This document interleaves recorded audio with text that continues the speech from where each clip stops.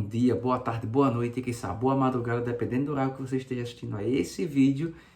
E hoje eu queria falar para vocês sobre a questão da subjetividade na psicanálise, mas também eu quero trazer para vocês a relação de comportamentos padronizados pela visão da psicanálise. Sabendo que o sujeito é individual, ele é subjetivo e que ele está preso à sua linguagem, à sua rede de significantes e significados. Então, esse sujeito, ele cria visões de mundo, ele cria traumas, ele cria fantasias, idealizações, o ideal de eu, o eu ideal. Ele faz diversas construções para que ele tente lidar com o seu desejo e, mais do que isso, também com a sociedade e as pressões que vêm da sociedade para ele. Então, pensando dessa forma, imagine o seguinte: vamos pegar como exemplo um amigo secreto. O quão difícil não é nós acertarmos um presente no amigo secreto. E por que é difícil? Porque nós não estamos na subjetividade do outro. Nós não temos como saber o desejo do outro.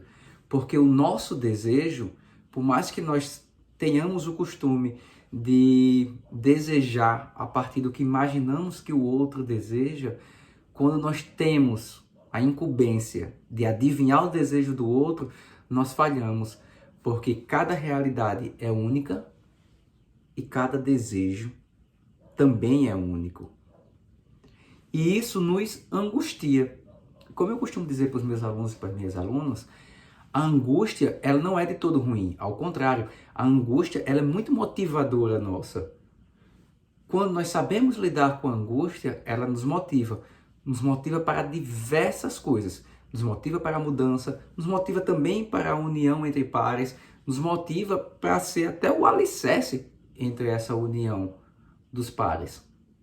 Mas quando nós angustiamos frente ao nosso desejo, não entendemos como lidar com esse desejo. E aí a importância da análise, a importância dessa terapêutica que a psicanálise traz, que é olhar a subjetividade do sujeito, tentar entender as manifestações do seu inconsciente e fazer com que ele dialogue com o seu próprio desejo, encare o seu próprio desejo e, a partir das ferramentas que ele tem da sua própria psique, lidar com esse desejo. E aí você tem um desejo, e esse desejo pode estar manifesto ou não, mas você angustia. E geralmente nós angustiamos frente a um desejo porque muitas vezes esse desejo ele é tido socialmente como algo errado. Algumas pessoas conseguem um sublime. O que é conseguir o sublime frente ao nosso desejo? É quando nós transformamos o nosso desejo em algo totalmente aceito pela sociedade. Por exemplo, quando um artista faz uma letra de música que contém trechos que tem o seu desejo, então é uma música que vai ser um tanto quanto diferenciada daquela letra. Eu posso usar aqui a Pump Up the Kicks, se eu não me engano é esse o nome da música, da banda... Caramba, agora esqueci o nome da banda. É Foster and Peoples, eu acho que é isso. Que fala sobre justamente o caso que a gente vê muito nos Estados Unidos, de crianças, adolescentes entrando na escola e fazendo aqueles massacres, etc. Então a letra da música fala sobre isso. E talvez isso tenha sido o sublime do vocalista. Então ele transformou o que antes era angústia, o que era um desejo que nasceu de uma angústia, ele sublima isso e transforma em arte. E é aceito, até porque é a música mais famosa da banda Foster and People.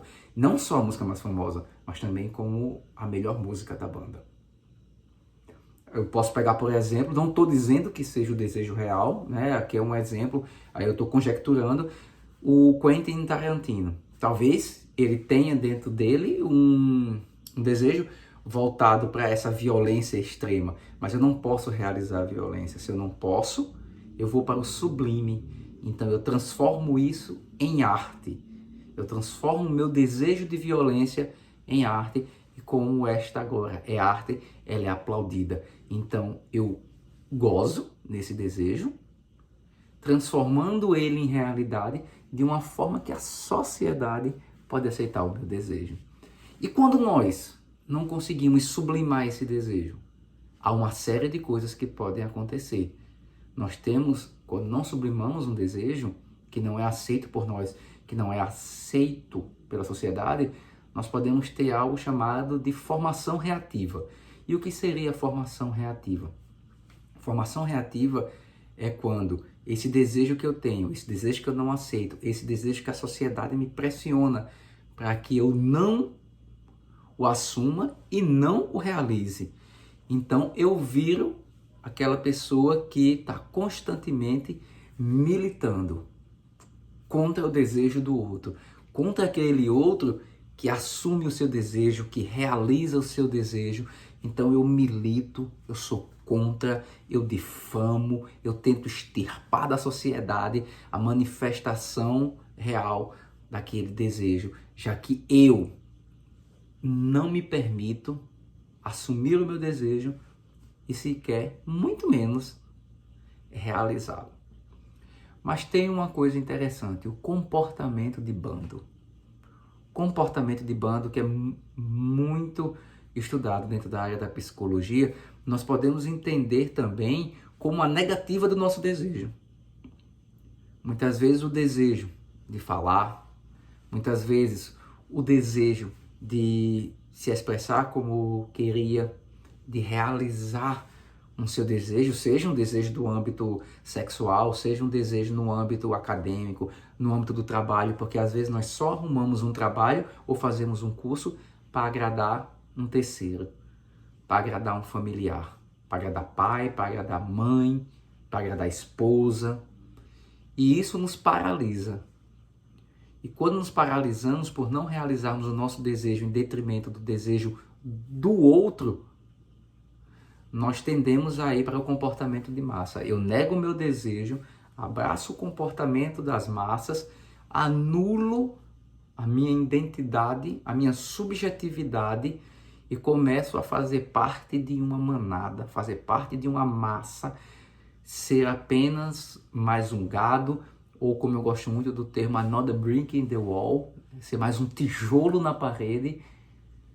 E aí eu deixo de ser quem eu sou em minha plenitude, deixo de exercer a minha subjetividade e minha plenitude para ser igual aos outros na tentativa de aplacar a angústia de um desejo não aceitável.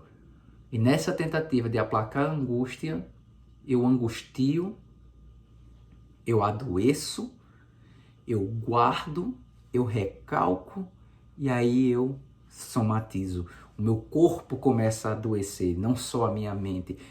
E o meu corpo começa a falar pela minha mente que algo está errado, que algo está represado, que uma energia está vazando, que essa energia psíquica, essa libido que está ali, presa, condensada, acumulada, frente a um desejo que eu não aceito, a um desejo que o outro não permite que eu realize, ela adoece meu corpo padece, eu angustio. E mesmo assim, o padecer desse corpo, como diria o Freud, ainda tem um dado de gozo. Porque a energia acumulada está vazando e esse corpo continua adoecendo. Até que esse sujeito encare o seu desejo,